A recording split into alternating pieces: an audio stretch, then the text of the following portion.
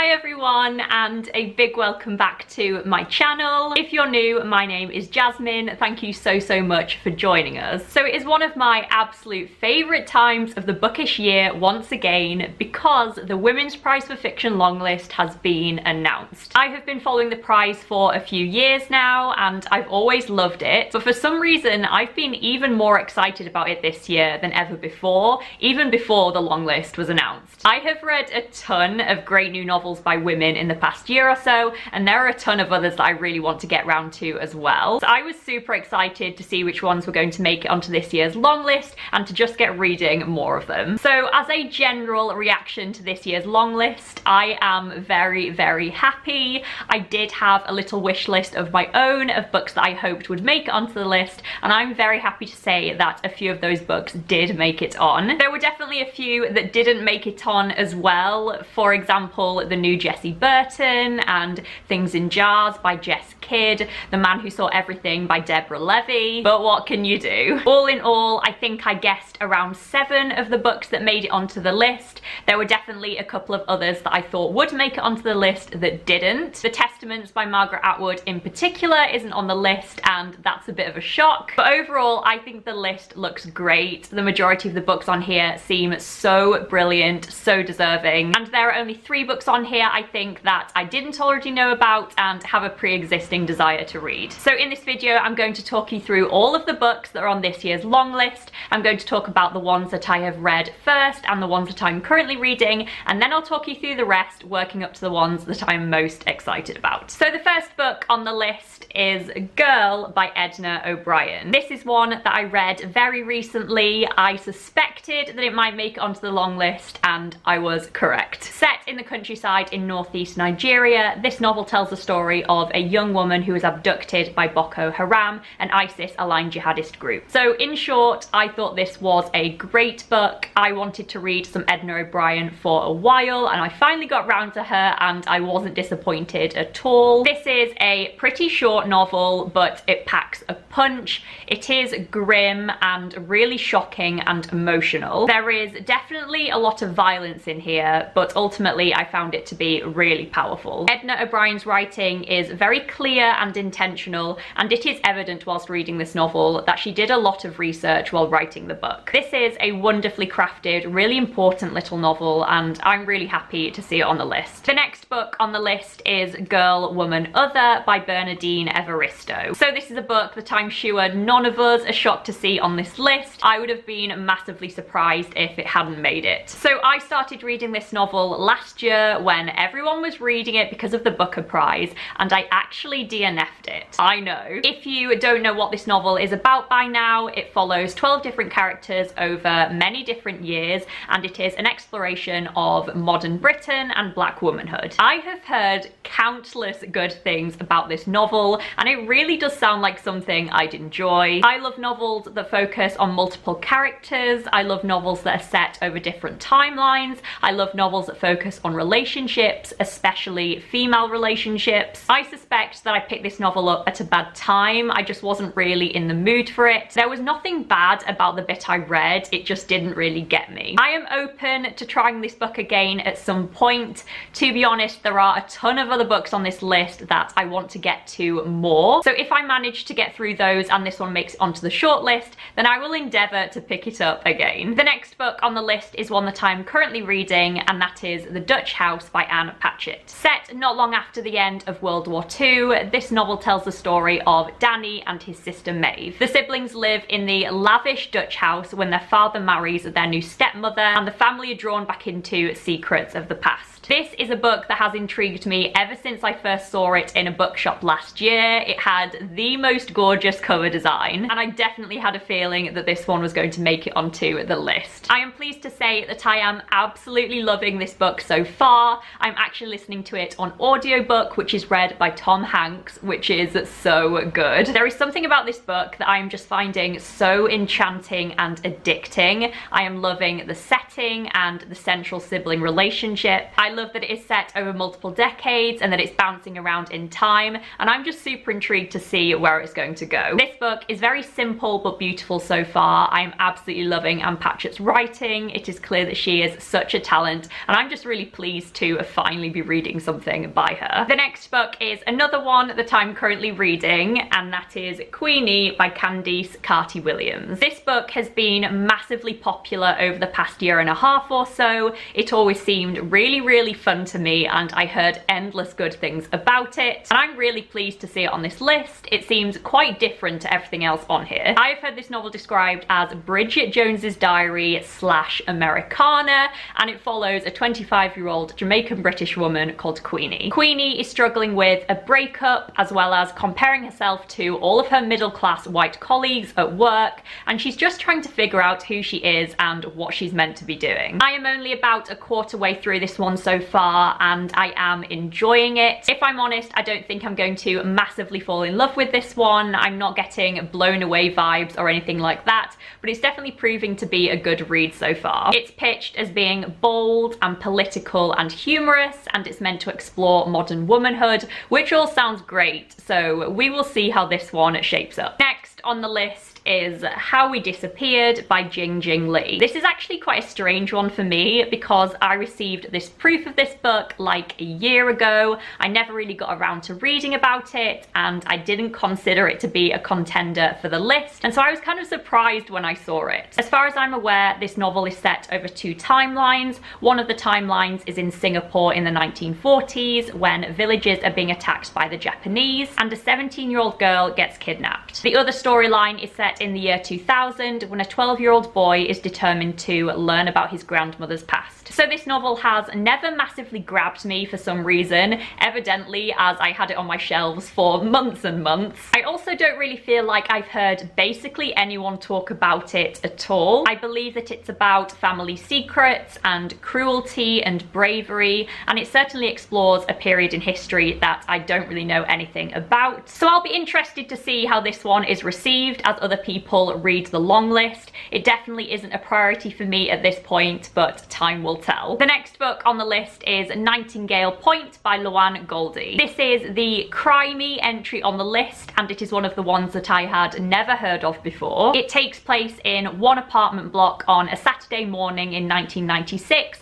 and it focuses on 5 different characters who live in the apartment block when something extraordinary happens. So I love the sound of this book. There is just something about that premise that has me hooked. The multiple different characters and all of the different relationships and the different storylines all coming together and just centering around this one dramatic thing that happens, it sounds so cool. I have not heard anyone talk about this book yet. I have absolutely no inclination of whether it is good or bad, but I am here for it. So yes, I am super intrigued to pick this one up. Next is Gin Patrol on the Purple Line by Deepa Anapara. Set in India, this novel tells the story of a young boy called Jai who is obsessed with police reality shows. One day, Jai and his 2 best friends end up exploring the really dangerous areas of his city to look for their missing friend. Once again, this one sounds super interesting to me. Apparently, it is based off of real events of children going missing in metropolitan India, and I think there was some kind of rumours of soul-snatching jinns when this happened. I'm really looking forward to this one. I think that I'm going to really enjoy the setting, and I'm really looking forward to getting to know the 3 main characters. I just think this one could be really addictive and dark and fast-paced, and I am really looking forward to getting into it. The next book on the list is Dominicana by Angie Cruz. Set in 1965, this novel tells the story of a 15-year-old girl who lives in the Dominican Republic when she marries a man who is twice her age to move to New York to eventually give her family the opportunity to emigrate. Here, she becomes lonely and miserable until she meets her husband's younger brother. That is all I know about this one. I had never heard of it before I saw it on this list. I imagine it's going to be character focused, which I love. I expect it's going to explore relationships relationships and cultural identity. This definitely sounds as though it could be my kind of book. I think it could be really great if it's done well, and I'm just looking forward to diving into this one without knowing anything more about it. The next book on the list is Red at the Bone by Jacqueline Woodson. So this is the book that I think I know the least about. I believe that this novel opens in the year 2001 and focuses on a 16-year-old girl. Then the narrative moves forward and backwards in time, both focusing on the girl and also the girl's mother when she got pregnant at 16. This book apparently explores a whole host of themes, including family relationships,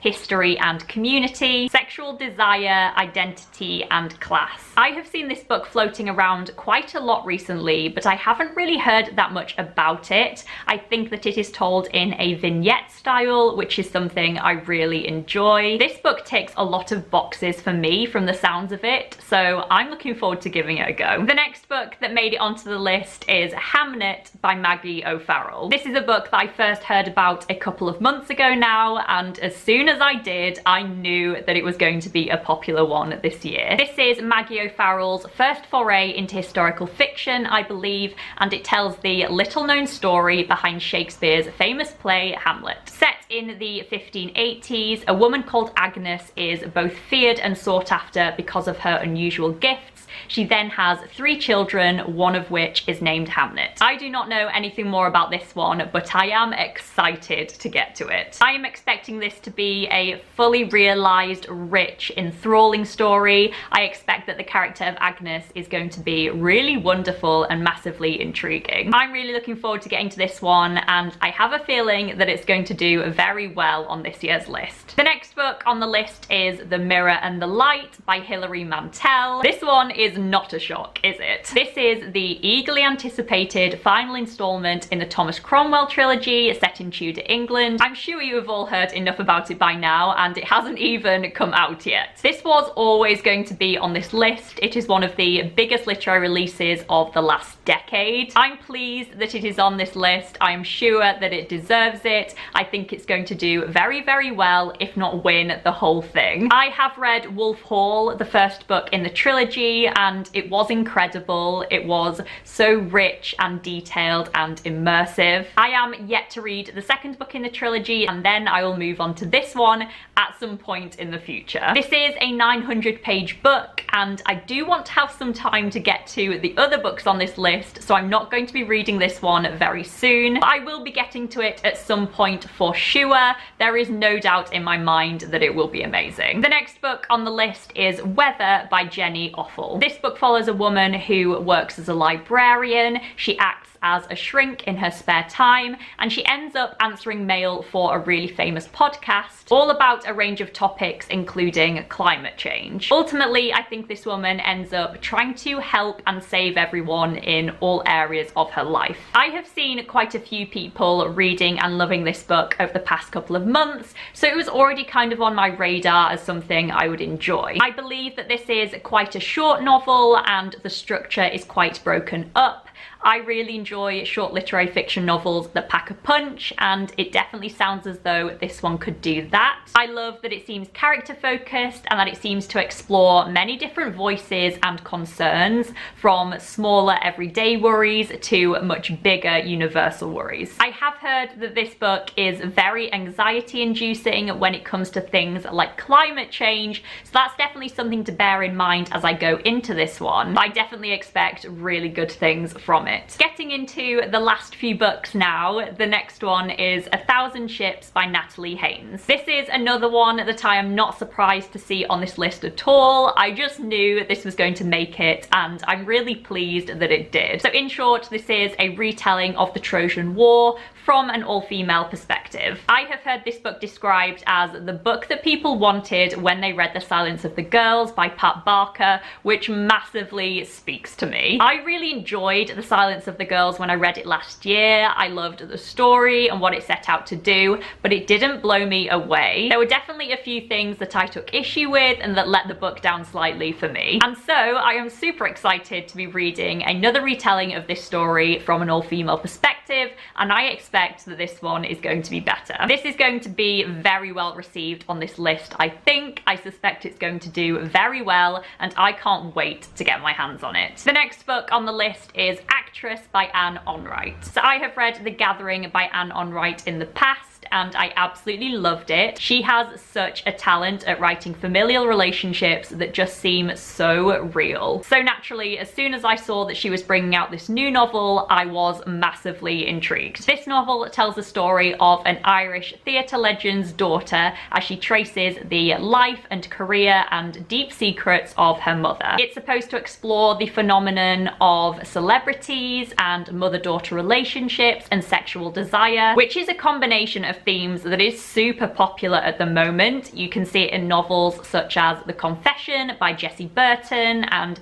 The Seven Husbands of Evelyn Hugo by Taylor Jenkins Reid, both of which are novels that I absolutely loved. I just love Anne Onright as an author. I think she is such a talented, perceptive writer, and so I am definitely going to be picking this one up as soon as I can. The penultimate book on the list is Fleischman is in Trouble by Taffy Brodesser Aikner. This tells the story of a 41-year-old man named Toby who is newly separated from his wife. Toby is enjoying the new change of pace in his life when his ex-wife suddenly goes missing, and the story goes on from there. I believe that this novel will explore the mystery of Toby's missing ex-wife, but it will probably also be very character-focused and reflective. I expect that it will explore marital relationships and parental relationships and gender roles and wealth. I haven't heard a ton of people talk about this book yet, but what I have heard has been really positive, and I think this one is just going to be really up my street. I love novels that dive really deep into characters and family relationships, so this is definitely one of the ones that I'm most excited to get to for sure. And the final book that made this year's long list, the one that I am most excited to get to,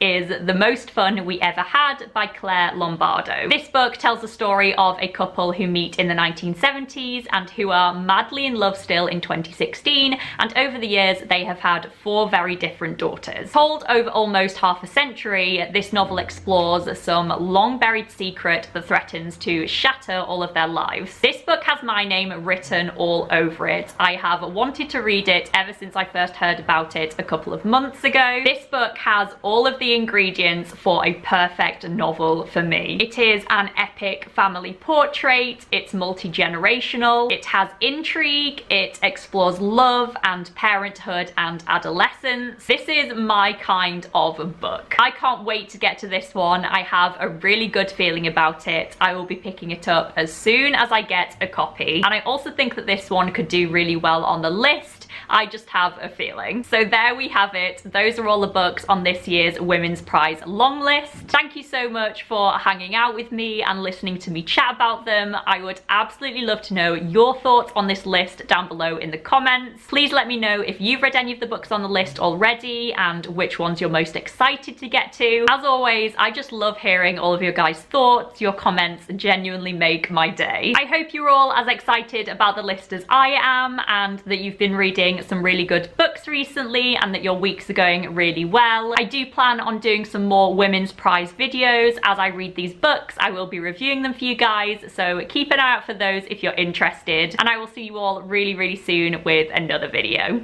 Bye guys.